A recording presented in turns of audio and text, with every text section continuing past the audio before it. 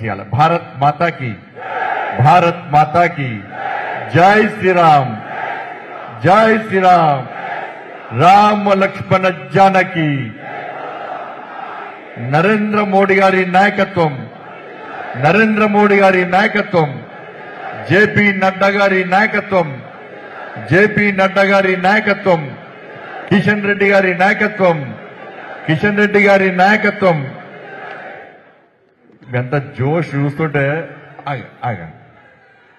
ఇవాళ మనకు మార్గదర్శనం చేయడానికి చాలా అనుభవజ్ఞులు పూర్తి సమయాన్ని సమాజ సేవ కోసం ధర్మ కార్యం కోసం పార్టీ ఇంకా శక్తివంతంగా తయారని చెప్పి ఆలోచనతో ఈరోజు మనకు ఎన్ని కార్యక్రమాలున్నా ఎంత బిజీ ఉన్నప్పుడు కూడా ఎట్టి బస్సులో కరీంనగర్ పార్లమెంట్ లోని కార్యకర్తలను పోలింగ్ బూత్ అధ్యక్షులను కోఆర్డినేటర్స్ కలవాల్సిందే వాళ్లకు అన్ని విషయాలు చెప్పాల్సిందే అని చెప్పి పూర్తి వారికి సమయం లేకున్నప్పుడు కూడా మనకు సమయం ఇచ్చి అంత దూరం నుంచి వచ్చినటువంటి మన ఆశీర్వదించడానికి వచ్చినటువంటి భారతీయ జనతా పార్టీ అఖిల భారత జాతీయ సహసంఘటన మంత్రి ఆదరణీయ శివప్రకాష్ జీ వారికి అందరూ ఒకసారి గట్టిగా చప్పట ద్వారా వారు స్వాగతం పలికారు. శివప్రకాష్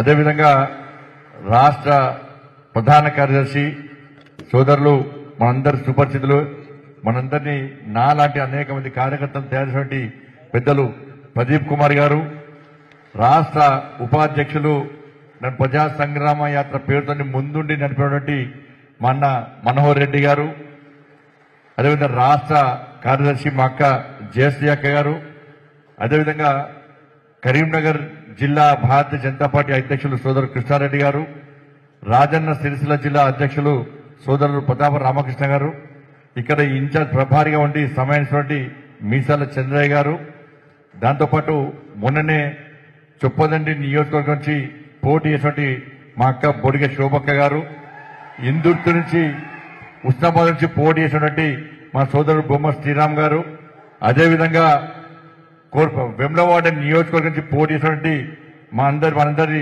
నాయకుడు పెద్దలు వికాస్ గారు, మా సీనియర్ నాయకులు ఇక్కడ మన అంజన్న, ఇక్కడ మిగతా వేదిక పేర్లు చెప్పలేకపోతే ఎవరు తిట్టుకోకుండా వేదిక పైనటువంటి పెద్దలందరికీ నాయకులందరికీ విచ్చేసినటువంటి కార్యకర్తలు నాయకులందరూ కూడా మా అక్కలు అందరూ కూడా మీ ఒక్కరు కూడా ప్రతి ఒక్కరు కూడా హృదయపూర్వక నమస్కారం తెలియజేస్తూ పక్కకు గెలుస్తున్నాం కదా, డౌట్ ఏం లేదు కదా.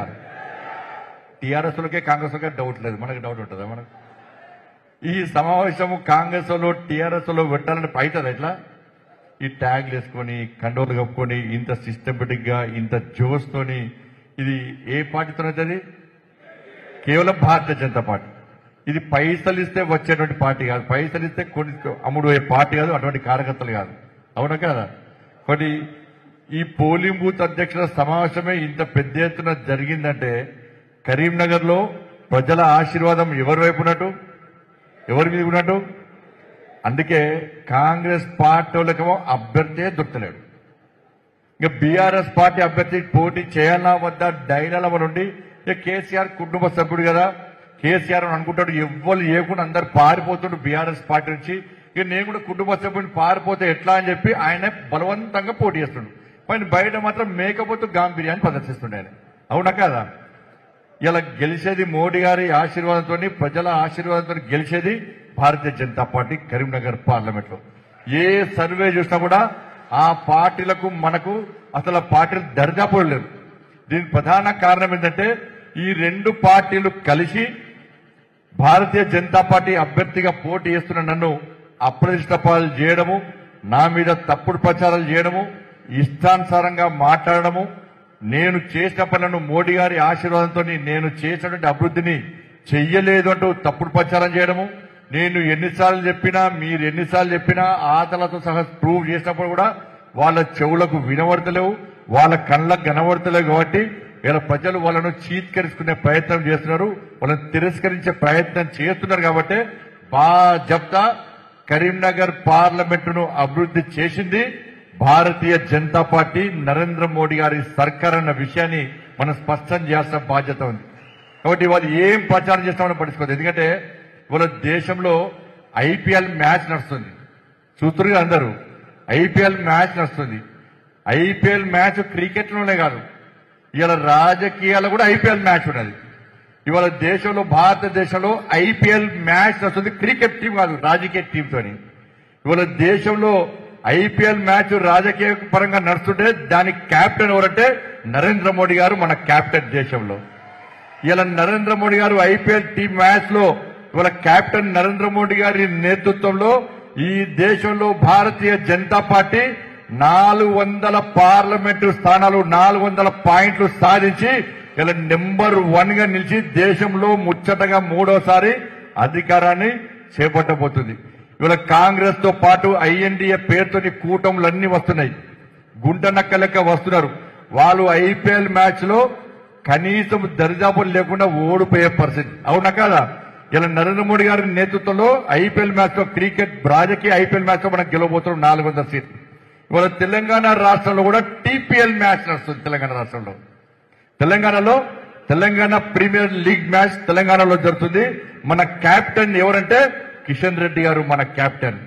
ఈ తెలంగాణలో టీపీఎల్ మ్యాచ్ లో క్రికెట్ టీం కు కెప్టెన్ గా కిషన్ రెడ్డి గారి నేతృత్వంలో భారతీయ జనతా పార్టీ ఒకవైపు పోటీ చేస్తుంటే, మరోవైపు కాంగ్రెస్, బీఆర్ఎస్ పార్టీలు ఎంఐఎం పార్టీతోని, ఆ పార్టీతోని, ఈ పార్టీతో కలిసి వాళ్ళు గుంపుగా వస్తున్నది.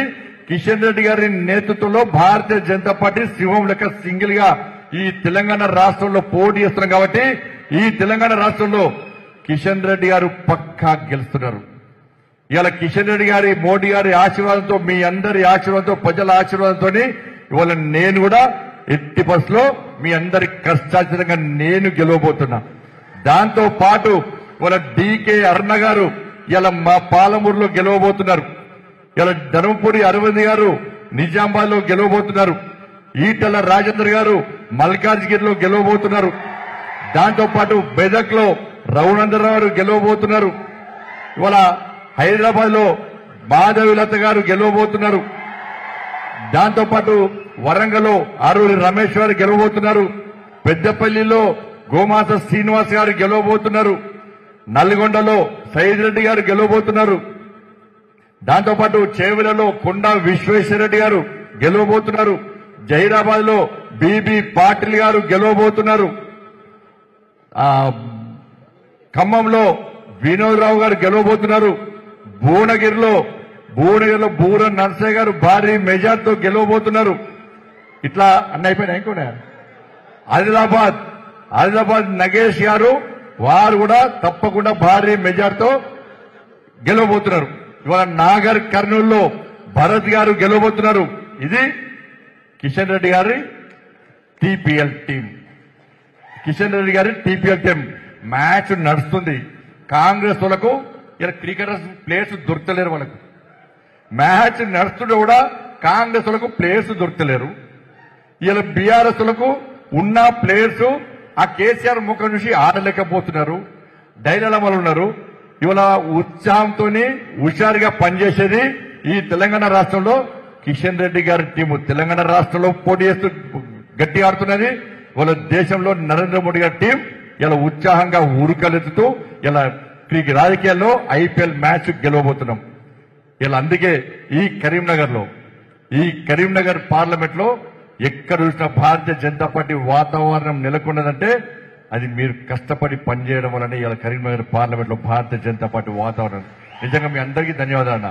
మీరు పూర్తి సమయం ఇచ్చి దాదాపు 45 రోజుల పాటు ప్రజాహిత యాత్ర చేస్తే మీరు అందరు సమయం ఇచ్చారు. నేనంటే అభ్యర్థిని, నేను పోటీ చేస్తున్నా, నేను ఎంపీ అవుతా. మీకేమవసరమన్నా పోటీ చేయడానికి, పనిచేయడానికి? ఎందుకు సమయం ఇవ్వాలన్నా? దేనికోసం సమయం అయినా? పార్టీ కోసం, నమ్మిన సిద్ధాంతం కోసం, నరేంద్ర మోడీ గారిని 3వసారి ప్రధానమంత్రిగా చేయడం కోసం. ఎందుకు నరేంద్ర మోడీ గారు ప్రధానమంత్రి కావాలంటే, ఈ దేశం శక్తివంతమైన భారతదేశంగా నిర్మాణం ఇంకా కావాలంటే, ఈ దేశం రక్షింపబడాలంటే, ఈ దేశం అభివృద్ధి చెందాలంటే, ఈ దేశంలో పేద ప్రజలకు సంక్షేమ పథకాలు ఇదే విధంగా కొనసాగాలంటే, ఈ తెలంగాణ రాష్ట్రం అభివృద్ధి చెందాలంటే, ఈ తెలంగాణ రాష్ట్రంలో పేదలకు న్యాయం జరగాలంటే, ఈ తెలంగాణకు నిధులు రావాలంటే, ఈ తెలంగాణ గ్రామ పంచాయతీ కానీ, మున్సిపాలిటీ కానీ, కార్పొరేషన్ కానీ అభివృద్ధి చెందాలంటే ఇవాళ నరేంద్ర మోడీ గారు ప్రధానమంత్రి కావాల్సిందని ఒక కసితోని ఇవాళ తెలంగాణ రాష్ట్రంలో ప్రతి భారతీయ జనతా పార్టీ కార్యకర్త, కరీంనగర్ పార్లమెంట్ లో ప్రతి భారతీయ జనతా పార్టీ కార్యకర్త కష్టపడి పనిచేయడం వల్లనే ఇవాళ తెలంగాణ రాష్ట్రంలో 17కు 17 సీట్లు ఇలా పక్కా ఇలా గెలవబోతున్న విషయాన్ని మనం అర్థం చేసుకోవాల్సిన అవసరం ఉంది. కాబట్టి దయచేసి కార్యకర్తలారా, ఇవాళ తెలంగాణ ఇక్కడ చూసిన ప్రజలు కాంగ్రెస్ పార్టీ మీద పూర్తి వ్యతిరేకత ఉంది. నేను తిరుగుతున్న నిన్న కూడా పోయినా, నిన్న కొనుగోలు కేంద్రాలకు పోతే రైతులు ఎంత ఇబ్బంది పడుతున్నారంటే అతి తక్కువ సమయంలో ప్రజా వ్యతిరేకత చూరగొన్న పార్టీ ఏది అంటే కాంగ్రెస్ పార్టీ. ఇలా 100 రోజుల్లో హామీలు ఇన్నారు, 100 రోజుల్లో 6 గ్యారెంటీలు అమలు చేస్తున్నారు కాంగ్రెస్ పార్టీ. వాళ్ళ రైతులు ఎంత ఇబ్బంది పడుతున్నారో ఒక్కసారి ఆలోచన. ఇవాళ మీ ప్రాంతంలో కొనుగోలు కేంద్రాలు ఉన్నాయి. మీరు మన రైతు దీక్ష చేస్తాం, చాలా మంది రైతులు వస్తే మీకు వస్తున్నారు. ఏ కొనుగోలు కేంద్రంలోనైనా ఇప్పటికీ కొనుగోలు ప్రారంభమైనాయా? అయినా ఎక్కడైనా అక్కడక్కడ ప్రారంభమైన కొనుగోలు కేంద్రాల్లో కాంగ్రెస్ పార్టీ ఎన్నికల ముందు ఇచ్చిన హామీ ప్రకారం తరుగు తాలు లేకుండా ఎక్కడైనా కొనుగోలు ప్రారంభించారా? ఎక్కడైనా మీ ప్రాంతంలో బోనస్ ఇచ్చిరా 500 రూపాయలు? ఎక్కడైనా మీ ప్రాంతంలో ఇలా కౌలు రైతులకు గాని ఇలా 15,000 రూపాయలు వాళ్ళ అకౌంట్ లో వేసిరా? ఎక్కడైనా మీ ప్రాంతంలో 2 లక్షల రుణమాఫీ రైతులకు ఎక్కడైనా కాంగ్రెస్ పార్టీ చేసిందా? ఎక్కడైనా మీ ప్రాంతంలో నష్టపోయిన రైతులకు ఈ కాంగ్రెస్ పార్టీ ప్రభుత్వం మన అకాల వర్షాల వల్ల నష్టపోయిన రైతులకు ఇక్కడ నష్టపరిహారం ఇచ్చిందా? మరి రైతులు ఇలా ఇబ్బంది పడుతుంటే ఇలా కాంగ్రెస్ పార్టీ ప్రభుత్వం కనీసం స్పందించి ఇలా వర్షం అబ్బొస్తుంది, ఇలా వడ్లని వచ్చేలా కొనుగోలు కేంద్రాలు ఉన్నాయి. ఇలా గ్యారెంటీ ఏందన్న పరిస్థితి, రైతుల పరిస్థితి ఏంది? వల్ల కనీసం కొనుగోలు ప్రారంభించలేదు. సమీక్షలు చేయడం ముఖ్యం కాదు, సమీక్షలు చేయాల్సిందే. వీళ్ళ మీద చర్యలు వాళ్ళ మీద చర్యలు తీసుకుంటామనడం కాదు. ఇలా పని జరగాలి, రైతులకు న్యాయం జరగాలి. రైతులు ఇబ్బంది పడే పరిస్థితి వస్తే వాళ్ళని ఆదుకునే ప్రయత్నం చేస్తేనే వాళ్ళ రైతులు సంతోషంగా ఉంటారు తప్ప వాళ్ళ తెలంగాణ రాష్ట్రంలో రైతులు ఇవాళ టెన్షన్ వాతావరణంతో ఇలా బతికే పరిస్థితి. ఇలా 3 లక్షల రుణం ఇస్తున్నారు వడ్డీ లేని కాంగ్రెస్ పార్టీ.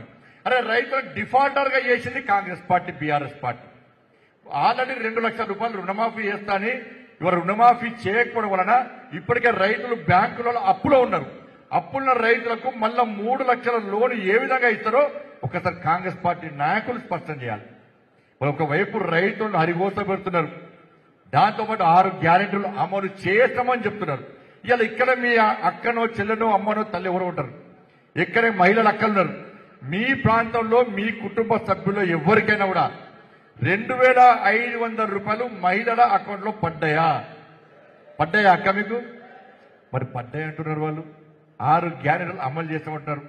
మీ ప్రాంతంలో పేదోళ్ళ అకౌంట్ లో 4,000 రూపాయలు ఆసరా పెన్షన్ ఇస్తామన్న కాంగ్రెస్ పార్టీ ఇచ్చిన పైసలు ఇవాళ మీ ప్రాంతంలో ఎవరికైనా పడ్డాయా? 4,000 రూపాయలు ఇచ్చినామంటున్నారు. మీ ప్రాంతంలో ఇల్లు జాగా లేని వాళ్ళకి ఎవరికైనా 5 లక్షల రూపాయలు కాంగ్రెస్ పార్టీ ప్రభుత్వం ఇచ్చిందా ఎక్కడైనా? మీ ప్రాంతంలో విద్యార్థులకు 5 లక్షల భరోసా కార్డు ఇస్తామన్నారు, ఎక్కడైనా ఇచ్చిందా మీ ప్రాంతంలో? మరి అన్ని 6 గ్యారెంటీలు మేము అమలు చేస్తామని చెప్పి కాంగ్రెస్ పార్టీ చెప్తుంటే ఇలా ఎవరికి ఇచ్చారో ఎక్కడ అమలు చేశారో ఇంతవరకు స్పష్టమైన సమాధానం లేదు. అందుకే కొనుగోలు కూడా చాలా బాధ అనిపిస్తుంది తిరుగుతుంటే. నేను డిమాండ్ చేసిన కాంగ్రెస్ పార్టీ ప్రభుత్వాన్ని, మీరు కొనుగోలు ప్రారంభించే ముందే తరుగు తాలు లేకుండా 1 కిలో కూడా కడియకుండా ఎలాంటి కటింగ్స్ లేకుండా కొనుగోలు ప్రారంభిస్తాం, 500 రూపాయలు బోనస్ ఇస్తామని చెప్పి స్పష్టమైన ఆదేశాలు జారీ చేసిన తర్వాత వెంటనే కొనుగోలు ప్రారంభించాలని చెప్పి నేను డిమాండ్ చేస్తే ఇంతవరకు ప్రభుత్వం దగ్గర స్పందన లేదు. వాళ్ళు వీళ్ళు ఎగిరెగిరి పడుతున్నారు భారతీయ జనతా పార్టీ విమర్శించడానికి. మరి దయచేసి కార్యకర్తలారా మీరందరూ వాస్తవాలు ఉంచండి. ఇవాళ కరీంనగర్ పార్లమెంటు అభివృద్ధి చేసింది మనం. ఇలా 2 అభ్యర్థులు ఉన్నారు, గతంలో మాజీ ఎంపీలు 2 ఉన్నారు. ఇలా మేం చేస్తాం అని చెప్పి వాళ్ళు తప్పుడు ప్రచారం చేస్తున్నారు. అరే కరీంనగర్ జగిత్యాల ఉదాహరణ చెప్తాం మీకు. కరీంనగర్ జగిత్యాల రోడ్డు చేసింది ఎవరు? ఇవాళ ఒక బీఆర్ఎస్ పార్టీ అభ్యర్థి వీడియో పెట్టుకున్నాడు. ఆయన ఆ రోడ్డు చూపెట్టి ఆయన వీడియో పెట్టుకున్నాడు. ఆయన ఎదికొచ్చిండ్రు పైసలు. ఇవాళ మీరు ఏం చేయనప్పుడే అన్ని చేస్తామని చెప్పుకుంటారు, చేత ఊకుంటారు. మీరు ఏం చేయకుండా చేస్తామని వీడియోలు చేస్తూకుంటారు. మరి పోయినసారి ఎంపీగా పోటీ చేసినావు. పోయినసారి ఎంపీగా పోటీ చేసినప్పుడు నన్ను కరీంనగర్ వరంగల్ రోడ్డు నేనే తీసుకొచ్చా అని చెప్పి నీ కరపత్రంలో ఎందుకు ముద్రించలే, ఎందుకు పెట్టుకోలే అని ఎప్పుడు వచ్చినాం కాదన్నా, బుల్లెట్ దిగిందానే చూడాలి. బస్ మీరందరూ నన్ను గెలిపించిన తర్వాత మంత్రులను కలిసి నాకు లెక్క ఉండదన్న, వీళ్ళంతా అంటే మనల్ని ఎడ్డోలనుకుంటారు, ప్రజలు ఎడ్డోలనుకుంటున్నారు. వీళ్ళు కరీంనగర్ ప్రజల గురించి తెలియదు వీళ్ళకు. పోయినసారి 1,00,000 ఓట్లతో నేను ఓడగొట్టిన బిడ్డ. ఇంకో ఆయనకు డిపాజిట్ రాలే, ఆయన ఎగిరెగిరి పడుతున్నాయి. డిపాజిట్ రాలే ఆయనకి. నా కరీంనగర్ పోటీ చేస్తే డిపాజిట్ రాలే, నా ఎంపీ పోటీ చేస్తే డిపాజిట్ రాలే. ఓకే ఆయనకు. ఇంకో ఆయన మీద 1,00,000 ఓట్లతో మనం గెలుస్తాం. మీ అందరు కష్టపడి గెలిపించారు. వాళ్ళ బడ్జెట్ ఎప్పుడు శాంక్షన్ అయింది? బడ్జెట్ ఎప్పుడు శాంక్షన్ అయింది? మీరందరూ నన్ను ఎంపీ గెలిపించిన తర్వాత నేను పోయి మంత్రిని మాట్లాడిన తర్వాత ఇవాళ బడ్జెట్ శాంక్షన్ అయింది. అవునా కాదా? బడ్జెట్ శాంక్షన్ అయినాక నేను ఎంపీ అయినాకనే టెండర్ ప్రాసెస్ స్టార్ట్ అయింది. నేను ఎంపీ అయినాకనే నరేంద్ర మోడీ గారు వరంగల్కి వచ్చి వరంగల్ వేదిక మీదుగా కరీంనగర్ వరంగల్ రోడ్కు ప్రారంభోత్సవం చేశారు. అవునా కాదా? మరి ఈయన తీసుకొస్తాను ఎట్లంటాడే? ఈయన ఎంపీ ఉన్నప్పుడు చేసిరా? ఎవరు తీసుకొచ్చారు? ఇలా నేను తీసుకొచ్చి నరేంద్ర మోడీ గారితో మొన్న ప్రారంభోత్సవం, మొన్న ఎంపీ నేను, బడ్జెట్ శాంక్షన్ చేసినప్పుడు ఎంపీ నేను. నువ్వు ఎట్లా తీసుకొచ్చినావు? ఇవాళ ఆర్ఓబి ఇవాళ సిద్దిపేట ఎలికత్తి రోడ్డు ఉన్నది. నేను ఎంపీ అయిన తర్వాతనే బడ్జెట్ శాంక్షన్ అయింది. నేను ఎంపీ అయినాకనే టెండర్ ప్రాసెస్ స్టార్ట్ అయింది. నేను ఎంపీ అయినాకనే గౌరవ ప్రధానమంత్రి గారు రామగుండంకి వచ్చి ప్రారంభోత్సవం చేసిండు. నువ్వెట్లా చేసినట్టు? ఇలా ఆర్ఓబి 154 కోట్ల రూపాయలు నేను తీసుకొచ్చిన. ఆ స్కీమ్ పేరు ఏం పేరు అంటే సేతు బంధన్. సేతు బంధన్ స్కీమ్ మొన్న సంవత్సరం క్రితం ప్రారంభమైంది. సంవత్సరం క్రితం ఎంపీ ఎవరు? ఎంపీ ఎవరు? నేనే కదా, డౌట్ లేదు కదా. మరి సంవత్సరం క్రితం నేను ఎంపీగా ఉండి సేతు బంధన్ స్కీమ్ సంవత్సరం కింద ప్రారంభమైతే అది కూడా ఆయన తీసుకొచ్చినాడు సంవత్సరం క్రితం. ఇవాళ Karimnagar Jagtial road budget sanction చేసింది నేను, టెండర్ ప్రాసెస్ స్టార్ట్ అయింది. అంటే ఎంత ప్రజలను అమాయకం చేసి వీడియోలు పెట్టి ఆయన్నే చేస్తా అని చెప్పి చెప్పుంటే ఇంత నిస్సిగ్గుగా నిర్లజ్జగా అబద్దాలను ప్రచారం చేస్తే ఇవాళ ఇన్ని వివరంగా చెప్పినాం మనం. సిఆర్ఎఫ్ పైసలు తెలంగాణ రాష్ట్రానికి ఎన్ని వచ్చినాయో సిఆర్ఎఫ్ నిధులు 50% నిధులు నేను తీసుకొస్తా కరీంనగర్ ప్రాంతానికి. తెలంగాణకు 600-700 కోట్లు వస్తే ఓన్లీ కరీంనగర్ పార్లమెంట్ కు 219 కోట్ల రూపాయలు ఇలా మీరు ఎంపీ గెలిపించాక నేను తీసుకొచ్చిన. గ్రామీణ సడక్ యోజన పైసలు నేను తీసుకొచ్చిన. ఇలా గ్రామాలకు నిధులు నేను తీసుకొచ్చిన. కరీంనగర్ కార్పొరేషన్ స్మార్ట్ సిటీ పైసలను కేసీఆర్ డైవర్ట్ చేస్తే, కేసీఆర్ ప్రభుత్వం డైవర్ట్ చేస్తే లేఖలు రాసే వినోదరావు గారు మరి కేసీఆర్ కు ఎందుకు లేఖ రాయలేదో స్పష్టం చేయాలి. 196 కోట్ల రూపాయలు కరీంనగర్ స్మార్ట్ సిటీ పైసలు బీఆర్ఎస్ పార్టీ డైవర్ట్ చేస్తే నేను కొట్లాడి లేఖలు రాసి కేసీఆర్ గల్లబట్టి బయటకు గుంజుకొస్తా అంటే 196 కోట్ల రూపాయలు మళ్ళా కరీంనగర్కి ఇచ్చారు. ఈయన తెలివేడవా మరినది? ఈయన ఎందుకు మాట్లాడలే? కేసీఆర్ ఎందుకు ప్రశ్నించలే?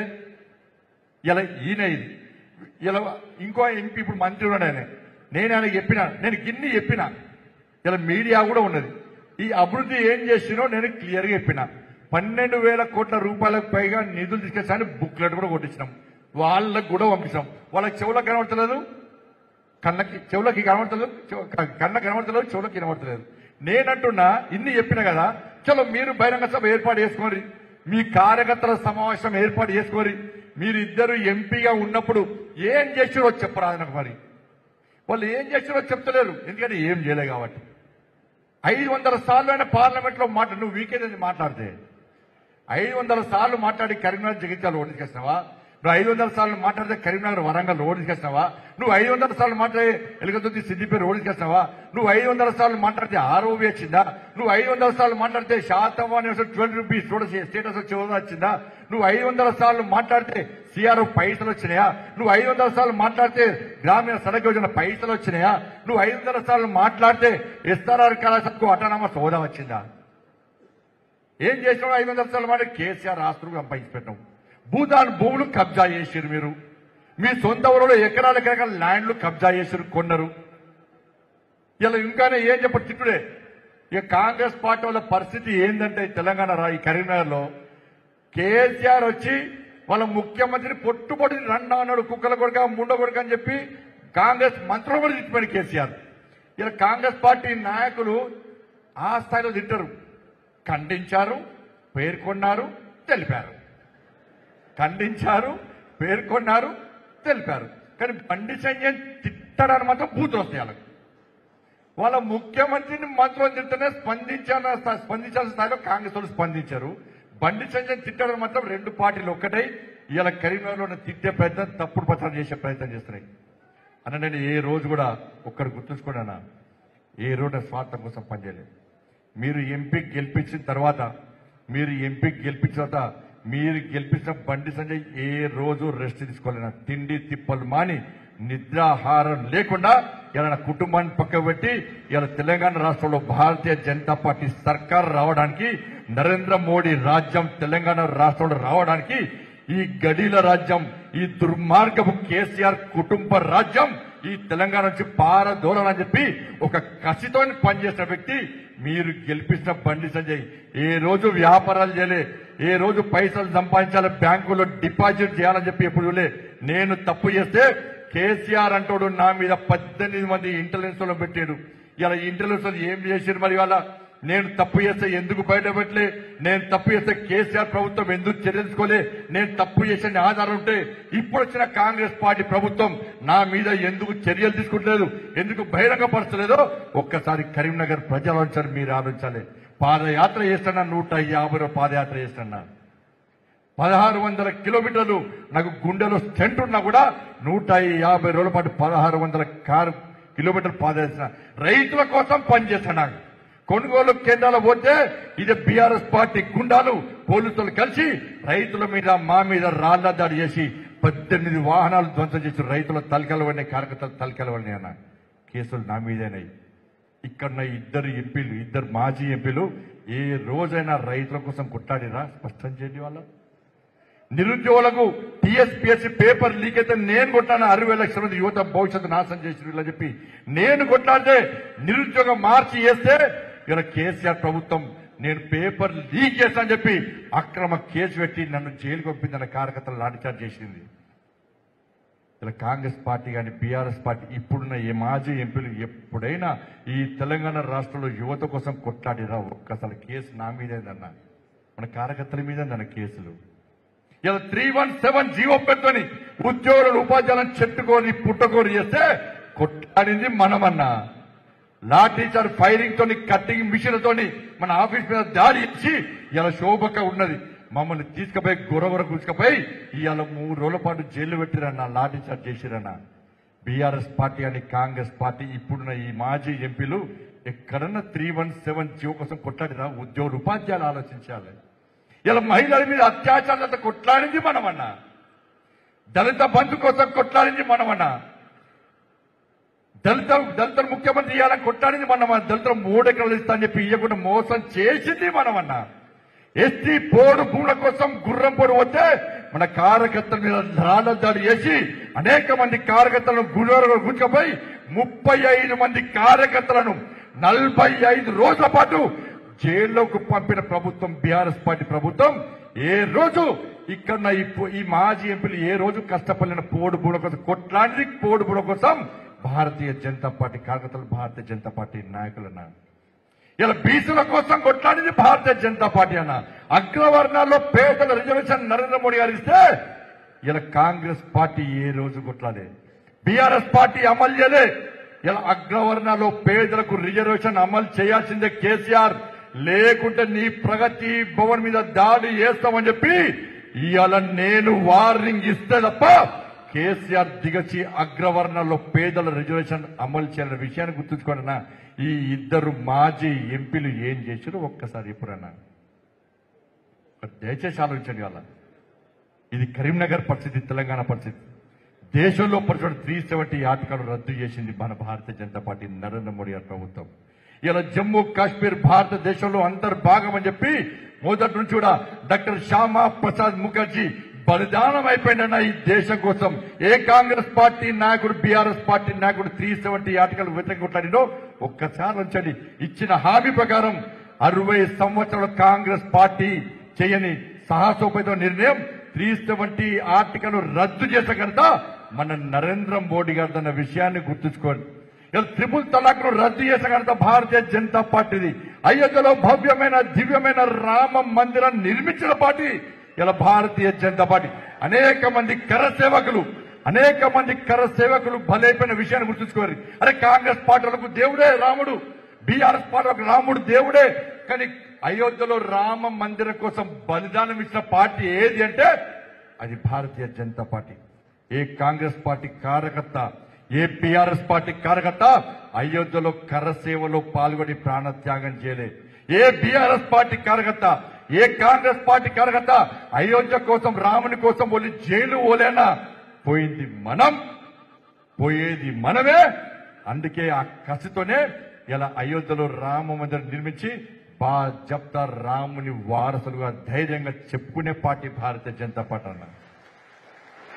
ఒక వర్గానికి కొమ్ముగాస్తూ మైనార్టీ సంతుష్టీకరణ విధానంలో అవలంబిస్తే అలా హిందూ ధర్మానికి వ్యతిరేకంగా హిందూ సమాజాన్ని చీల్చే విధంగా హిందూ సమాజం విషయంలో తప్పుడు ప్రచారం చేస్తూ ఈ హిందూ సమాజం పట్ల నిర్లక్ష్యంగా వహిస్తున్నట్టు ఈ రెండు పార్టీలకు బుద్ధి చెప్పాల్సిన అవసరం తెలంగాణ రాష్ట్రంలో హిందూ సమాజానికి ఉంది అన్న. Minority declaration, Congress party minority declaration ప్రకటించిన రోజే ఈ తెలంగాణలో హిందూ సమాజం ఆలోచించాల. కాంగ్రెస్ పార్టీ వ్యవహారాల గురించి మైనార్టీ డిక్లరేషన్ ఇస్తే ఈ తెలంగాణ రాష్ట్రంలో హిందూ సమాజం, హిందువులు రోడ్ల మీదకి ఎక్కి మీ నిరసన వ్యక్తం చేయలేదు కాబట్టి కాంగ్రెస్ పార్టీ బీఆర్ఎస్ పార్టీలు బరితగించి హిందువులకు వ్యతిరేకంగా, హిందూ ధర్మానికి వ్యతిరేకంగా కేవలం మైనార్టీ ఓటు బ్యాంక్ ద్వారా ఇలా రాజ్యాధికారం వచ్చింది అని చెప్పి ఇలా సంఖ్యలు గుద్దుకొని తిరుగుతున్నట్టే దానికి కారణం నిర్లప్తంగా ఉన్నటువంటి హిందూ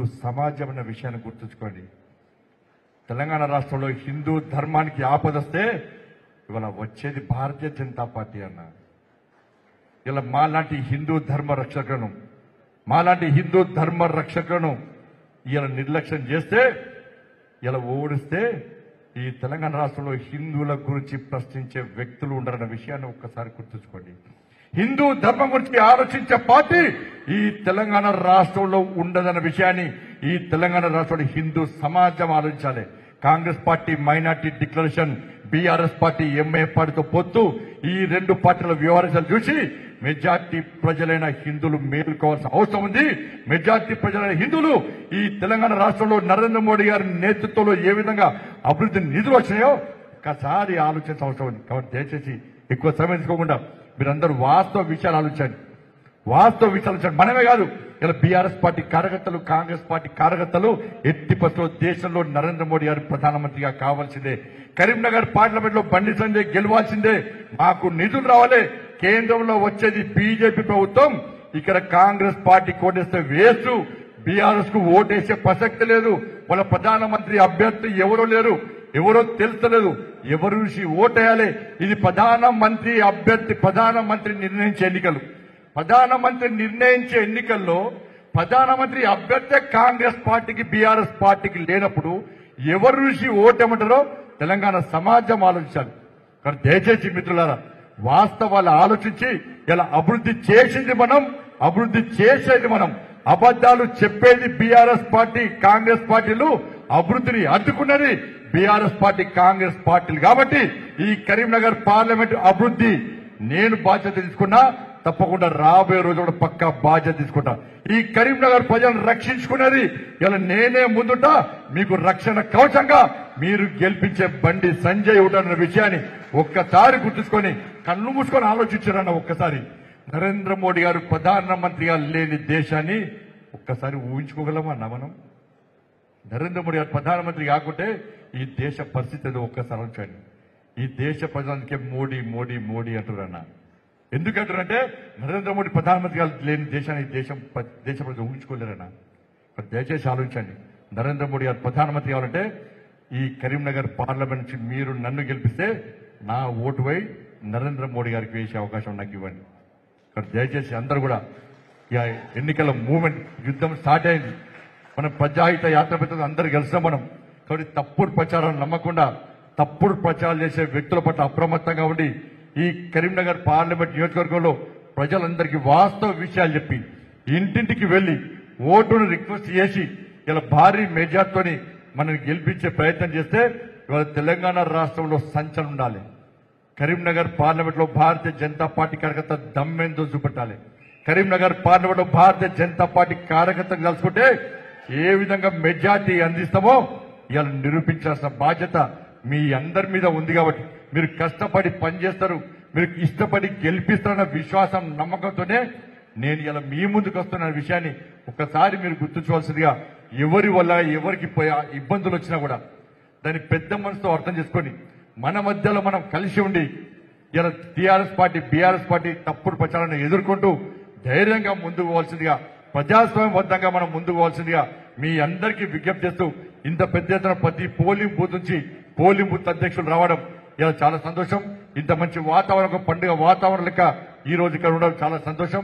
మరి ఇంత పెద్ద ఎత్తున స్వచ్ఛందంగా తరలివచ్చిన మీ అందరికీ హృదయపూర్వక ధన్యవాదాలు తెలియజేస్తూ, ఇలా మీరు కష్టపడ్డారు, బయట నుంచి అనేక మంది నాయకులు వచ్చి కూడా ఇవాళ మనకు సహకరించే ప్రయత్నం చేస్తున్నారు.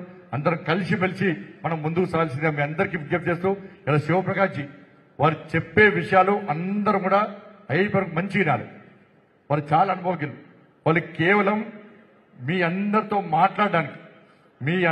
మాట్లాడడానికి ఏ విధంగా మనం గెలవాలి, ఏ విధంగా మనం ప్రజల్లోకి వెళ్ళాలి, ఏ విధంగా మన బూతుని శక్తివంతంగా తయారు చెప్పి అనేక విషయాలు వాళ్ళు స్పష్టం చేయడానికి వచ్చారు. కాబట్టి అందరూ ఓపికగా సమావేశం పూర్తయిన తర్వాత అందరూ భోజనం చేసి వెళ్లాల్సిందిగా మీ అందరికీ విజ్ఞప్తి చేస్తూ, మొత్తం మీటింగ్ పూర్తి వరకు కూడా ఇదే క్రమశిక్షణతోని, ఇదే జోస్తోని సిస్టమేటిక్ గా మీరందరూ ఉండాల్సిందిగా మీ అందరికీ విజ్ఞప్తి చేస్తూ ముగిస్తున్నాను. భారత్ మాతాకి జై శ్రీరామ్. నరేంద్ర మోడీ గారి నాయకత్వం, జేపీ నడ్డా గారి నాయకత్వం. టీపీఎల్ మ్యాచ్ కు మీరు సిద్ధం కదా? మన కెప్టెన్ ఎవరు? కిషన్ రెడ్డి గారు. ఐపీఎల్ మ్యాచ్ కు సిద్ధం కదా? మన కెప్టెన్ ఎవరు? బస్ ఇద్దరు నాయకులు మనకున్నారు. ఇవాళ ఎట్టి బస్సులో ఎట్లా క్రికెట్ 6ల మీద 6లు కొట్టి బీఆర్ఎస్ పార్టీ కాంగ్రెస్ పార్టీ డక్అవుట్లు వేయాలి.